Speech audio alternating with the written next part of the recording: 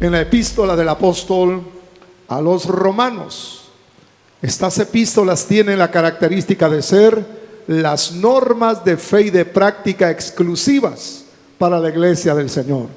Ya no es, hermano, pues la ley de Jehová, porque esa ley, hermano, fue dada únicamente al pueblo de Israel. Y por extensión, por supuesto, hermanos, nosotros podemos notar la voluntad de Dios en cada uno de los mandamientos de nuestro Dios. Pero las doctrinas de fe y de práctica cristiana están en las epístolas, que por supuesto, hermano, abarcan la ley de Dios. A ver si puedo expresarlo sin confundirle. Hermano, ahí están también inmersas las palabras de nuestro Dios desde el principio, solo que cumplidas, solo que ampliadas. Ejemplo, el Señor habló, hermano, de guardar el día de reposo, pero nadie ha reposado, solo han descansado, han practicado un día tan solo. Pero el verdadero reposo está en Cristo Jesús. Él es nuestro reposo.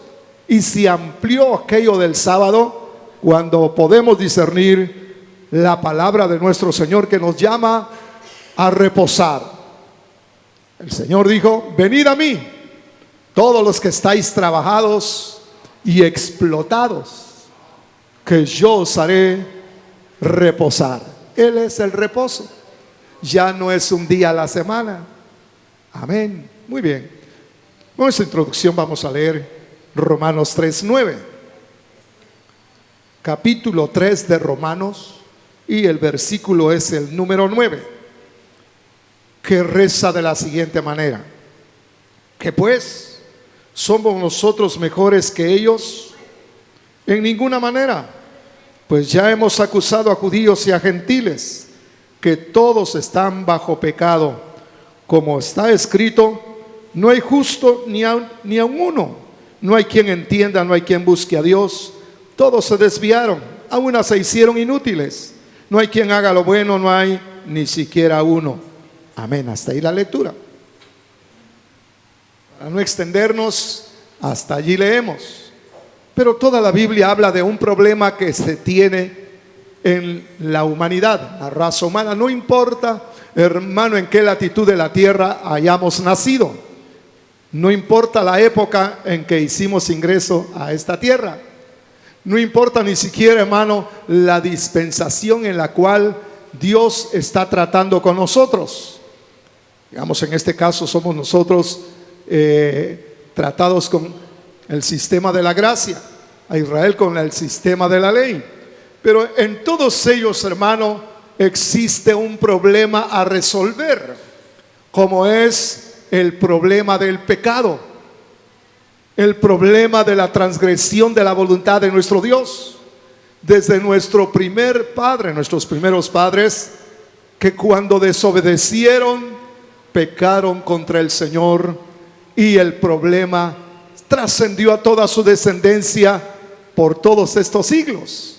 Nosotros somos herederos de corrupción por causa, hermano, genética, porque nuestros padres pecaron, nos transmitieron en nuestros genes la corrupción.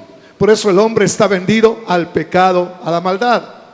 Bien, ahora, como es algo tan generalizado que está en todo ser humano, no importa, hermano, qué idioma hable, a qué raza pueda estar perteneciendo, o su nivel cultural, o su entendimiento teológico, inclusive, hermano, como todos están bajo la misma situación de ser pecadores, no hay excepción alguna, dice la Biblia. En toda la historia de la humanidad no ha habido persona alguna a la cual se le pueda atribuir no estar en pecado, de no haber nacido en pecado, ni en Israel ni en toda la gentilidad. En ninguna época ha habido la excepción de ser pecadores o de no ser pecadores, sino que todos están con el mismo problema. Ahora, como esto es así, debemos nosotros de esclarecer qué cosa es el pecado en realidad, porque hay muchos que le ponen, hermano, una connotación extraña y solo se dejan guiar por las circunstancias, por los efectos. Digamos, a un ladrón fácilmente es decirle que está cometiendo un error, que está desagradando al Creador porque le está haciendo daño a su prójimo. Pero esa no es la causa todavía, esa solo es un efecto. Ahora, la causa, vamos a ver el concepto que nos da la Escritura acerca de lo que es el pecado, para que no tomemos una actitud extraña ante él, sino que según la palabra esclarece qué es el pecado, de qué se trata este problema, entremos, hermano, a resolverlo en el nombre de nuestro Señor.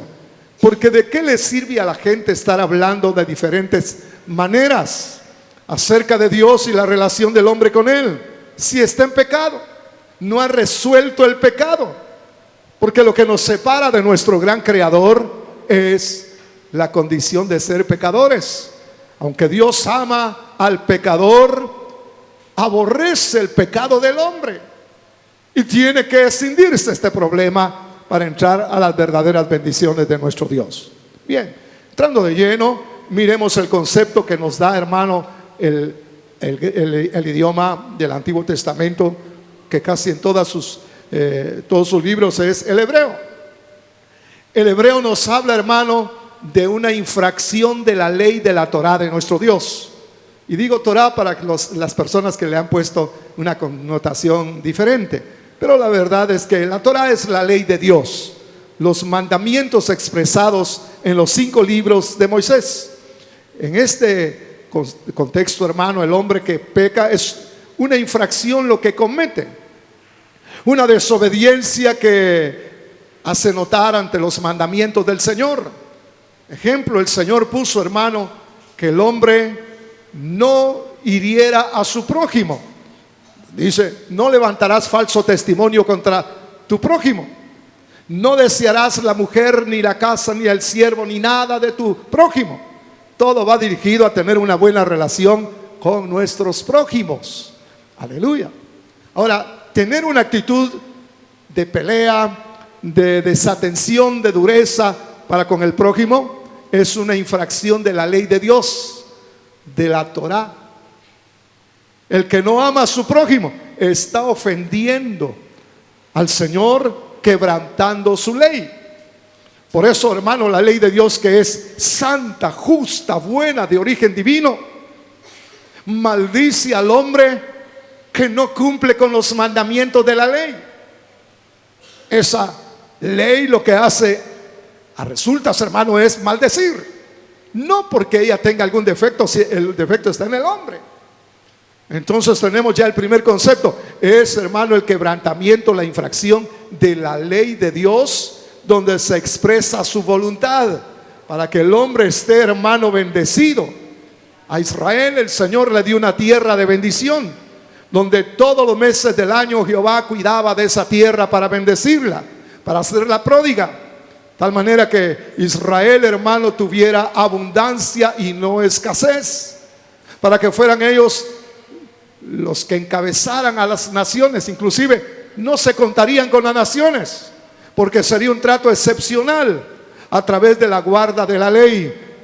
Pero Israel equivocadamente se vulgarizó e hizo, hermano, de los ídolos, de los dioses ajenos que no sirven para nada porque son vacuidades totalmente, se hicieron adeptos, adoradores de dioses extraños. Se vulgarizaron y maldijeron la tierra, la contaminaron y ésta los expulsó. Todavía hay judíos regados en todo el mundo, en la diáspora, por indignos de haber, hermano, desobedecido la ley del Señor. Bien, es una infracción entonces, a todas luces, hermano, una infracción a la ley del Señor, lo cual no le trajo a Israel ningún buen resultado, sino todo lo contrario. Y aunque, hermano, la gentilidad en su mayoría permanece todavía en un estado de no reconciliación con Dios, tiene una ley excepcional en su ser que se llama la conciencia. Por eso los aborígenes de estas Américas, hermano, como los incas o como los mayas, que no oyeron el evangelio del Señor, van a ser juzgados según sus obras, según sus conciencias. porque la conciencia es la ley de Dios que está en el corazón de los hombres, naturalmente, porque es la conciencia la que acusa o excusa en las obras que se hacen. Pues esta gente que no oyó la ley, que no tuvieron mandamientos, no tuvieron pecado, fíjese, porque para que haya pecado tiene que haber un mandamiento quebrantado. Pues esta gente está en mejores condiciones, o va a estar en mejores condiciones que los que oyeron la ley y no la practicaron, como es el pueblo de Israel en su historia. Ahora bien, eso que quedó ya, hermano, en el pasado, porque lo que está vigente ahora es la gracia de nuestro Señor Jesucristo, que vino a la tierra, hermano, para expresar óptimamente, gloriosamente, totalmente el amor de Dios para la humanidad. Y a mí me impresiona que el Señor nuestro Dios ame de tal manera. Es una exclamación, hermano, que retumba por toda la creación y por todas las épocas de la tierra, desde los días de nuestro Señor. De tal manera, no hay cómo, hermano, valorar, cuantificar lo que Jesús hizo. Cuando yo veo el universo, que parece infinito, aunque no lo es tan grande, tan extenso, mas sin embargo, la obra que vino a hacer el Hijo de Dios a la tierra supera con creces esa increíble creación divina, porque lo que el Creador hizo, hermano, es algo bastante difícil, por no decirle imposible, de sopesar totalmente. Que Dios, el Creador de los cielos y de la tierra, el que es libre para hacer lo que quiere Él, no se amarra con ninguna cosa. Él tiene la libertad de hacer o de deshacer. Él es el que levanta y Él es el que abate. Él es el que sana y el que enferma también. Él es el que bendice y el que maldice también. Él es absoluto, y que Él haya venido a emparentar con una raza inferior, hermana, perdida en el pecado, y hacerse como nosotros. Oh, Emanuel, es muy grande lo que Él hizo. Gloria sea su nombre. Hoy el mundo celebra el nacimiento de Jesús, pero la verdad es que es una fiesta de consumismo y de desenfreno. No hay ninguna honra para nuestro Señor. La verdad, inclusive, es Jesús no nació en esta fecha, mi hermano. Pruebas, hermano, contundentes tenemos en nuestro haber para decir que no es una fecha cristiana. En realidad es una fecha pagana, porque se celebra el nacimiento del Dios Sol, que adoraron, hermano, en el antiguo tiempo. Eso es lo que está celebrando el mundo. Por eso nosotros no celebramos nada de esas paganidades, porque son fiestas paganas. No importa que sean villancicos, son paganidades, mi hermano. Para eso tenemos nosotros nuestras canciones, como lo que hemos cantado hoy al Señor, porque es al Señor nuestro Padre Celestial a quien debemos nosotros toda adoración y toda pleitesía. Nosotros no comulgamos con las cosas de este mundo que no agrada al Señor.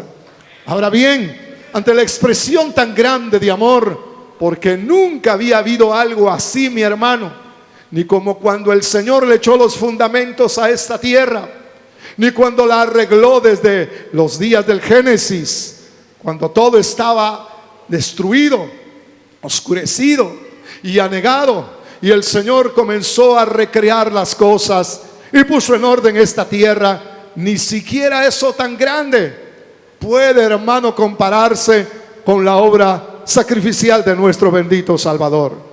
Como que lo haremos al Señor y reconoceremos su sacrificio y su gloriosa obra por toda la eternidad.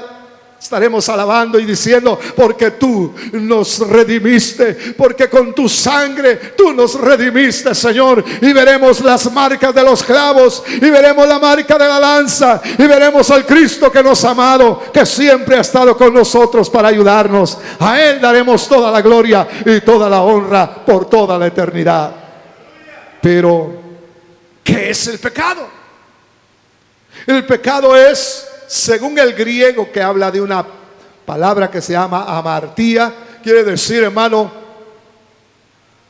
errar en el blanco. porque Él tiene, hermano, en el amor que nos ha expresado, en su Espíritu que nos ha puesto para que esté con nosotros, comandando nuestros hechos para ser hijos de Dios auténticos.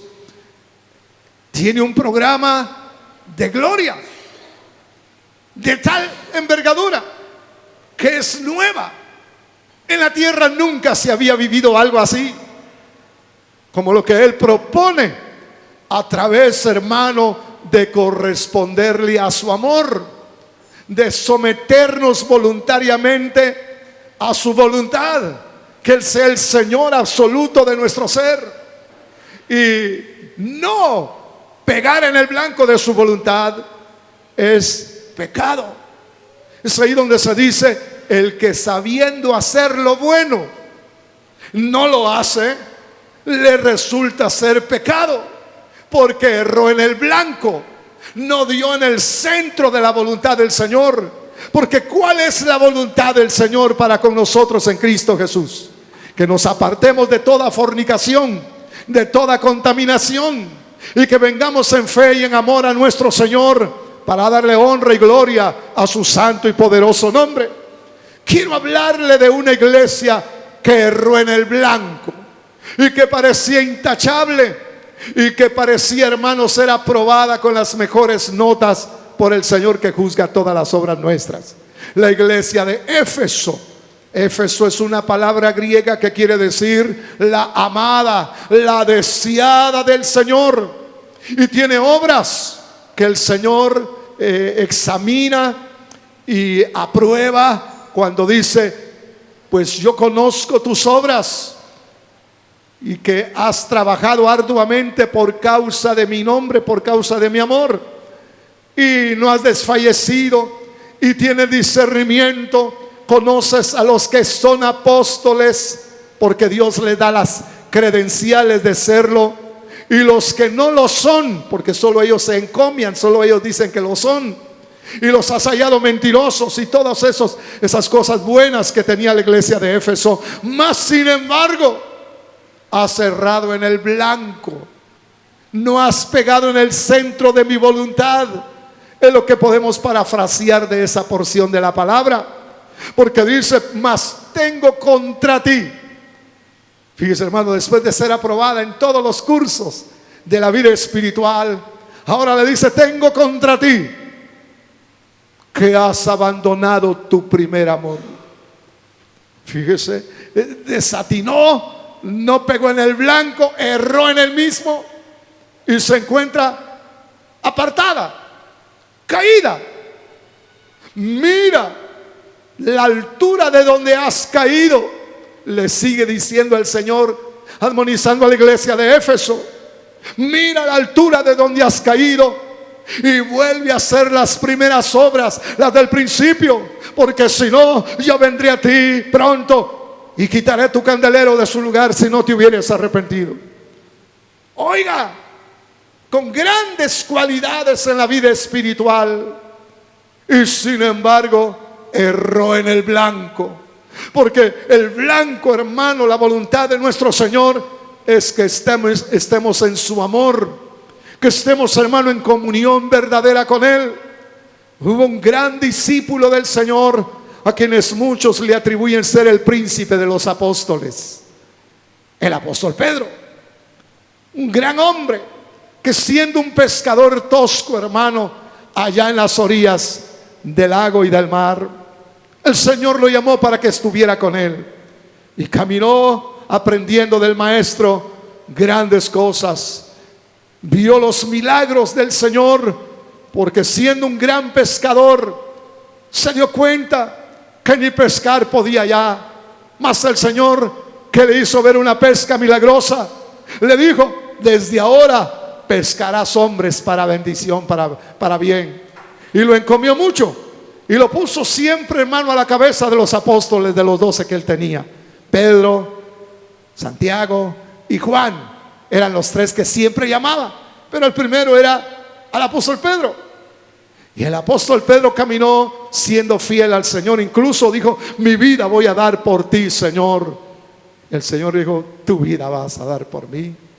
Y le dijo anticipadamente cómo lo negaría. delante de una muchacha comenzó a decir: yo ni conozco a Jesús. Y lo negó 3 veces, como el Señor se lo había anticipado. Cuando él se acordó de cómo el Señor le había dicho que lo iba a traicionar, Pedro lloraba al ver al Señor, que le dio una mirada, no de acusación, sino de ternura, de amor, de consideración, sabiendo su debilidad. Cuando el Señor hubo resucitado de entre los muertos, al primero que llamó fue a Pedro y le dijo: Simón, hijo de Jonás, ¿me amas más que todos estos? Y Pedro le dice: Señor, yo te quiero, yo simpatizo contigo, tengo un gran cariño por ti. No era suficiente. En griego se lee ágape. Simón, hijo de Jonás, ágape. Ágape es el amor exclusivo de nuestro Señor, al cual lo único que podemos hacer es corresponderle. Y le dice: ágape. Y Pedro le dicen, y en griego se lee así: Señor, yo fileo. Fileo es el amor de los amigos.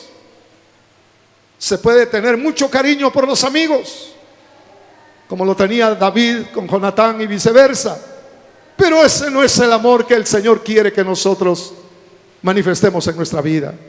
Le dice por 3ª vez: Simón, hijo de Jonás, fileo, ¿verdad? Me quieres tan solo, ¿no? Apacienta mis ovejas. Y él le dice: Señor, tú sabes todas las cosas, tú sabes que yo te quiero. Pero el Señor ni lo acusó, ni lo atosigó con que tuviera otra expresión como la que le estaba pidiendo, sino que lo dejó ahí para el día del Pentecostés, donde el Señor derramó su espíritu, que algunos quieren ahora minimizar torpemente. Ojalá me escucharan, porque cuando llegó el Espíritu Santo, hermano, hizo real a Jesús, y se verificó lo que el Señor le dijo a sus apóstoles: les conviene que yo me vaya, aunque ustedes están de luto ahora. Es un negocio redondo que venga el Espíritu Santo, porque cuando Él haya venido los guiará en toda la verdad, y Él estará con ustedes todos los días hasta el fin del mundo. Él los guiará, Él estará con ustedes, los bendecirá, serán verdaderos discípulos míos, serán testigos míos verdaderamente, porque el Espíritu Santo que estará con vosotros los hará a ustedes ser los proclamadores de la verdad. ¡Qué maravilla! Y cuando eso le llegó al apóstol Pedro, dio la talla, y hasta su vida realmente dio por el Señor, como la historia, según creemos que es real, nos dice que el apóstol murió boca abajo o boca arriba, como es, de cabeza pues.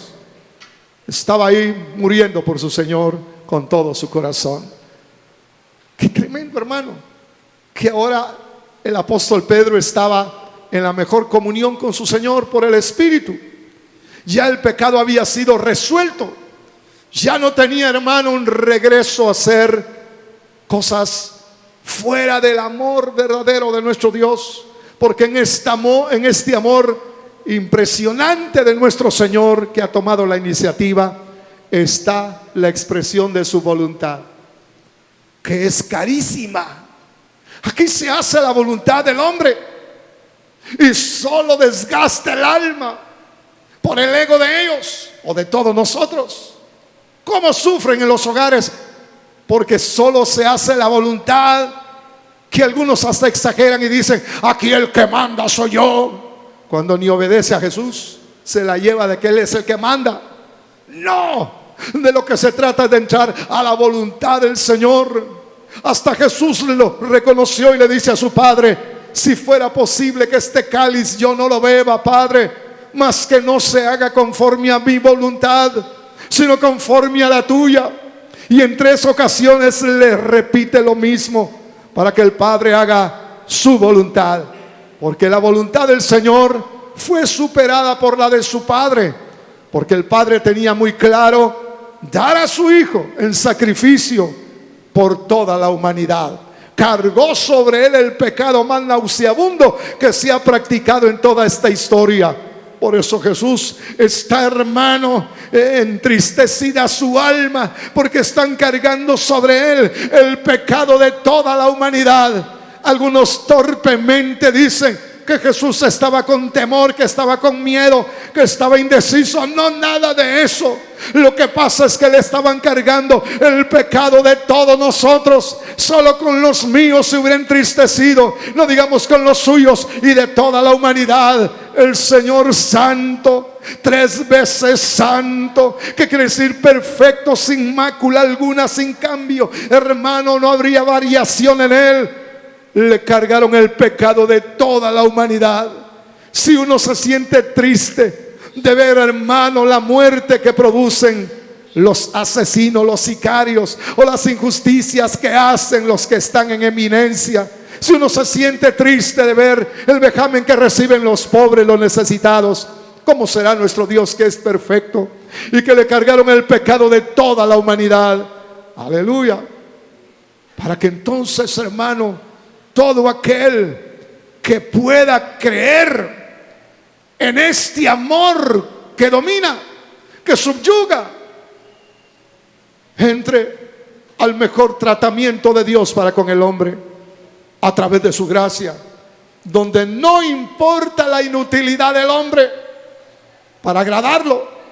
El peor de todos se convirtió en una cruz y le dijo: Señor, acuérdate de mí, porque yo ya me di cuenta que estoy muriendo por mis delitos, pero tú no eres así.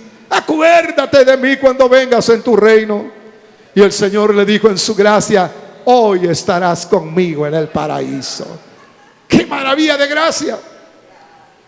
Eso no amerita, no admite ninguna mezcla con la ley, donde era exigencia, hermano, estar en un buen comportamiento.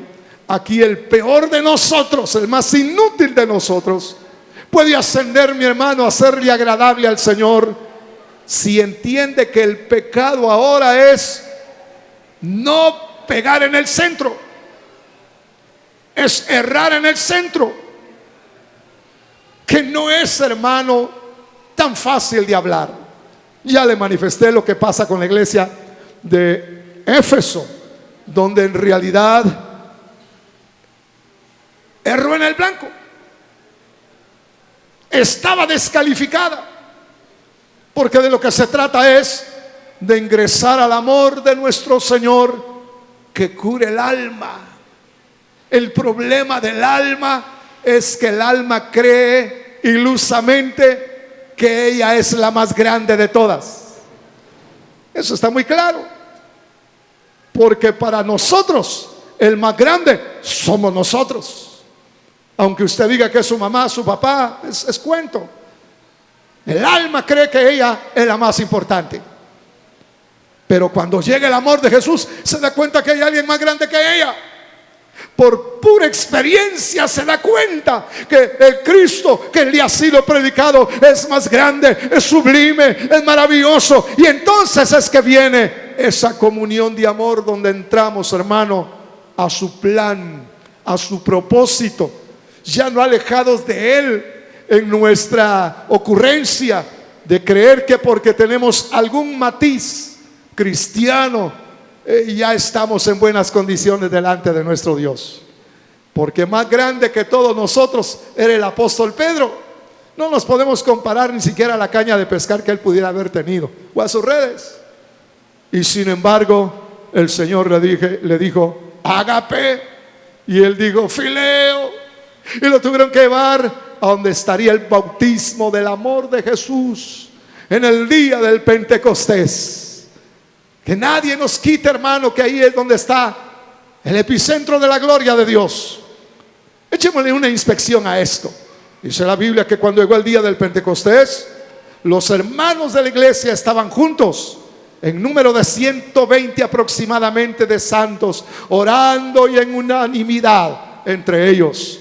Y de repente vino del cielo un estruendo, se sucedió, un rompimiento de la barrera natural se escuchó, un huracán terrible, incontenible, comenzó a descender del cielo y llegó a Jerusalén, pero no se detuvo en el templo fastuoso que había ampliado Herodes, que era una joya arquitectónica. No le interesó al Espíritu Santo, sino que se fue directito donde estaban aquellos 120 hermanos clamando al Señor. Se reposó en ellos, les dotó de su idioma sobrenatural, y todos oían que aquellos hermanos hablaban las maravillas de Dios a través de las lenguas que el Señor les había dotado de hablar. Hoy quieren destruir ese idioma en el pueblo del Señor por malos testimonios, pero porque hayan dólares falsos no se queman los verdaderos.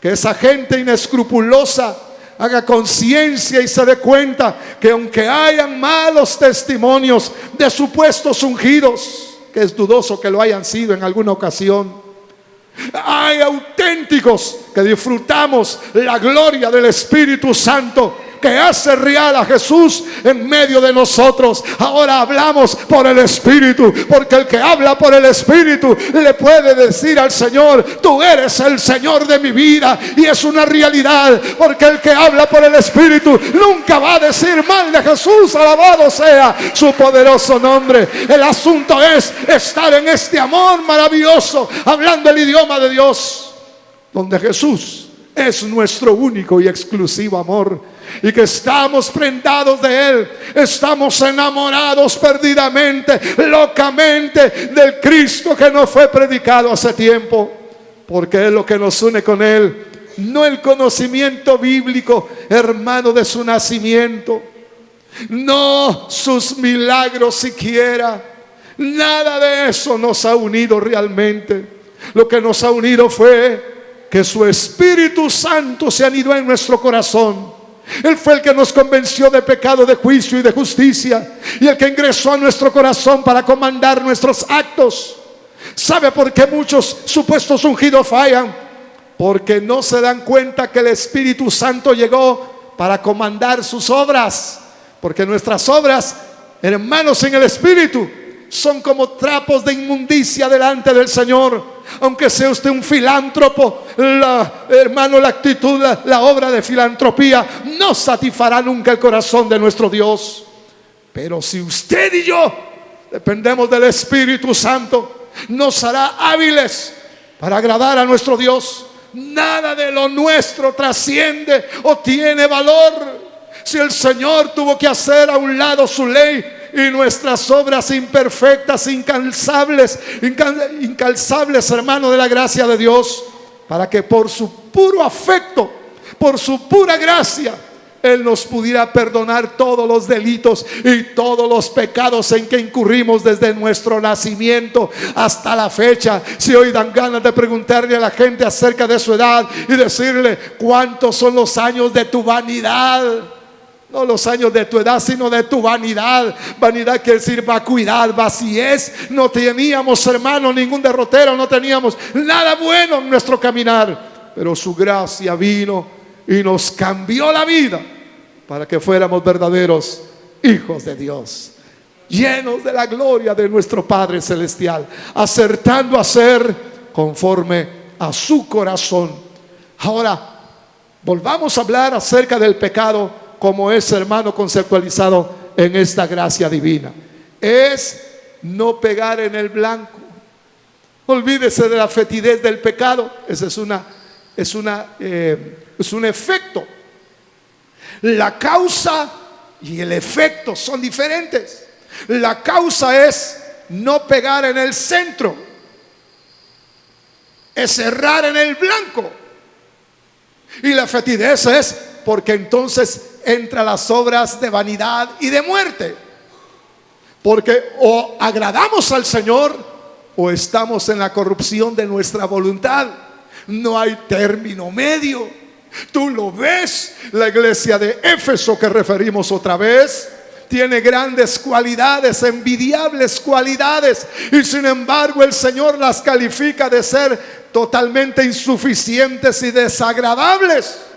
Tanto es así que le dice: tengo contra ti. Y qué terrible que el Señor nos diga: si estás en la iglesia, si alabas, si atiendes la palabra y todo, pero tengo contra ti, tengo algo contra ti, una querella tengo contra ti. Has abandonado la marca, el nivel en que yo te puse. Yo no te puse para andar tibio, yo te puse para andar ardiente, lleno de mi amor. Bendito sea su poderoso nombre. Y el que no pega en el centro se va de la voluntad y del propósito de Dios, que no puede ser admitido. Gloria sea su nombre. Necesitamos rectificar, que en este nuevo año que está por comenzar, no nos la llevemos nosotros de que estamos agradando al Señor. Deja que Él te califique tus obras. Porque ninguna maestra de la escuela le dice al chiquito: a ver, mijo, tú te vas a calificar. Porque ese se pone excelente, aunque sea, hermano, una total deficiencia lo que está respondiendo. Él se pone 100 y no merecía ni 10. ¿Entiende usted? Qué fácil es decir: yo soy así. Los fariseos hablaban mucho de Dios. Y oiga, certeramente según la ley de Jehová, según la Torá, eran maestros atinados.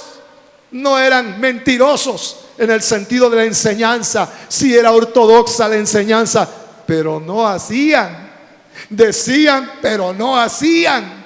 Y desvirtuaban la enseñanza que salía de sus bocas, porque aún cargaban a la gente con grandes pesos que ellos ni con un dedo querían mover. En realidad eran hipócritas. Y así los tildó el Señor.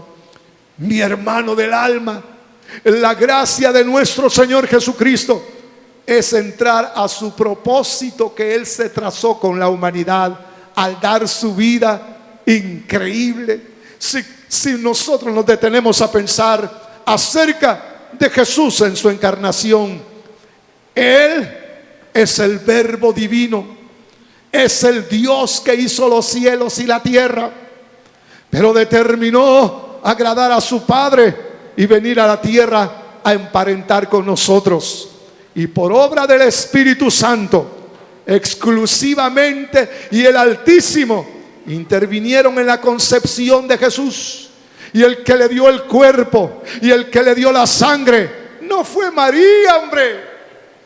Fue el Espíritu Santo, el Altísimo. Por eso su nombre sería llamado el Hijo de Dios, porque procedió del Espíritu Santo. Ella solo lo tuvo en su vientre, pero quien intervino en la sangre y en el cuerpo fue nuestro mismo Hacedor. Bendito sea su nombre.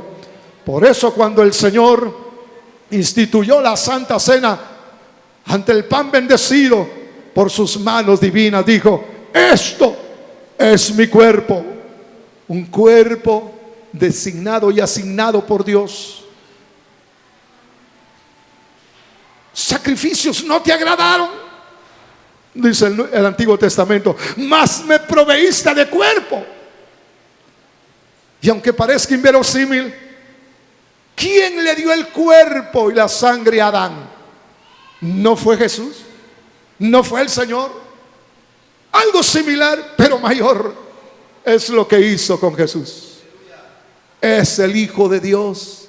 Y al que crucificaron fue a Dios manifestado en carne, porque Jesús es Dios manifestado en carne, en una versión increíble, en una amalgama de sus naturalezas. Dios con nosotros, Emmanuel, Dios con nosotros, como uno de nosotros.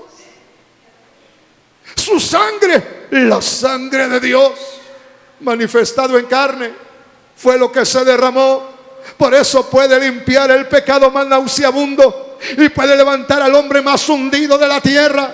No importa la condición en que se esté, si puede oír con fe la voz del Hijo de Dios llamándolo a esta luz meridiana, todos sus delitos habrán sido cancelados.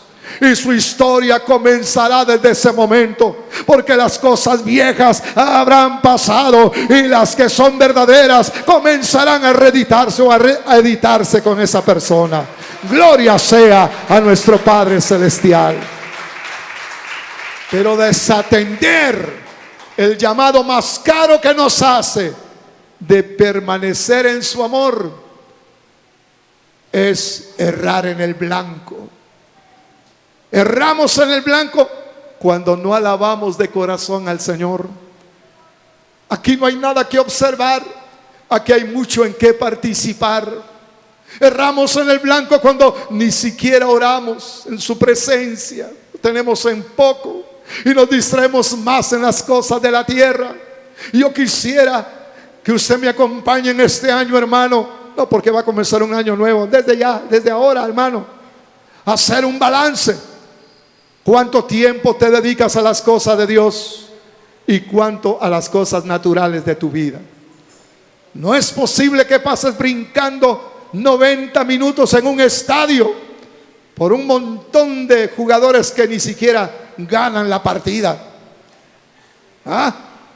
Y en la casa de Dios ni siquiera se mueven tus pestañas, ni siquiera te pones de pie para decir gracias, Señor. Gracias, perdido estaba, mas tu gracia me encontró, tal como he sido, Señor, cargado de delitos y de pecados, pero tu gracia me alcanzó.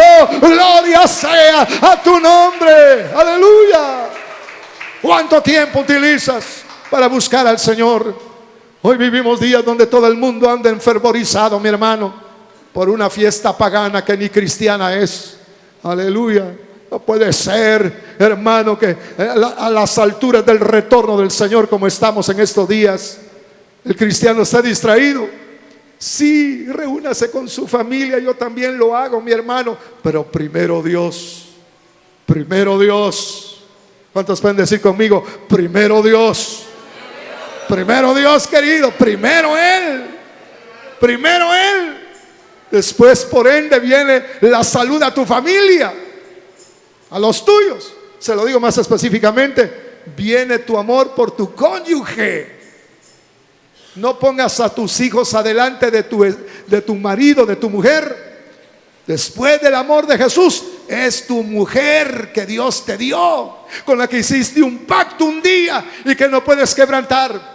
Es ese viejito que ahora ya peina canas, con el que tú hiciste, oh mujer, un pacto de amor inquebrantable. Él es tu segunda prioridad. Tercero están los hijos y cuarto los demás. Pero primero Dios, segundo tu mujer. ¿Cuántos están de acuerdo? No son muchos los amenes. ¿No está usted muy de acuerdo? Ay, es que mi nietecito, yo tengo nietos en los que los quiero demasiado, hermano, y a veces cuando no los veo los extraño tanto. Tengo 4 joyas terribles, son, hermano, pero a mí me gusta que sean así. Pero ellos están en otro lugar. Primero es mi Dios y después está esa mujer tan guapa que está ahí, que se llama Auri. ¡Aleluya! Tercero están mis hijos. Aquí está el primogénito. Ya van a venir los demás, porque yo engendré 3, no 1, 3. 2 varones y una niña. Así que los 3 van a estar conmigo. Amén. Amén.